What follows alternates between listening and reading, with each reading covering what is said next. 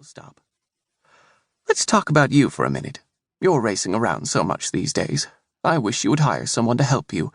Even just a part-time person could free you up so you're not leaving late so often. Bridgette had run her flower shop, The Secret Garden, with only sporadic seasonal help since opening it 3.5 years ago. But her business had grown so much it was getting difficult to manage alone. I'm trying. It's the end of the summer rush. Things should slow soon, then I'll be able to breathe again and think about hiring. Well, maybe this will ease some stress until then. Her mother handed her the bag she was holding. Bridgette peeked inside, seeing 2 bottles of her mother's homemade jasmine massage oil, and tried to hide her annoyance. Roxy sold homemade fragrances, scented oils, lotions, and soaps in shops around town, and she claimed to put love potions in some, though she rarely offered up which ones contained her supposed magic. Bridgette had a house full of the deliciously scented gifts, and she knew exactly what her mother was up to.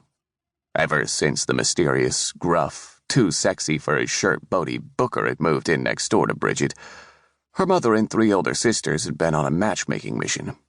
Her overprotective brother Ben was the only one who wasn't pushing him on her. She handed the bag back to her mother with an emphatic, "No, thank you." "Oh, honey, just give it a try." Roxy pushed the bag back to her. "Maybe it's time to let a little lovin' in." "Please don't talk to me about sex, Mom. It's weird." She took the bag just to get her mother off her back, intending to stuff it in the back of a closet where she wouldn't be tempted to even think about it. She'd built a stable life for herself and Louie, and she owned a thriving business. She was happy without the distractions of a man. Mostly happy, anyway.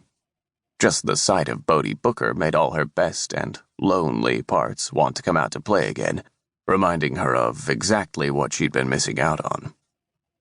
Her mother leaned in closer and lowered her voice. "I'm the one who caught you behind Dutch's pub with Robbie McElmoy when you were 16.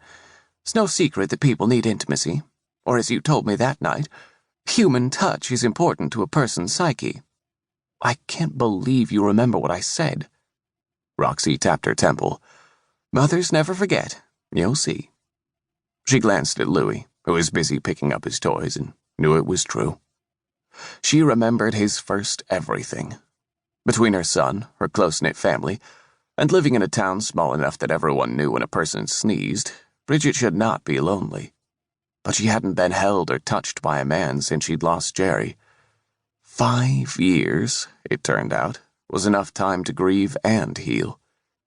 She'd lived without him for more than twice the number of years they had shared, and she couldn't deny that watching Willow and Zane fall deeply in love over the past few months, so consumed with each other they practically finished each other's sentences, had made her long for the same type of special connection.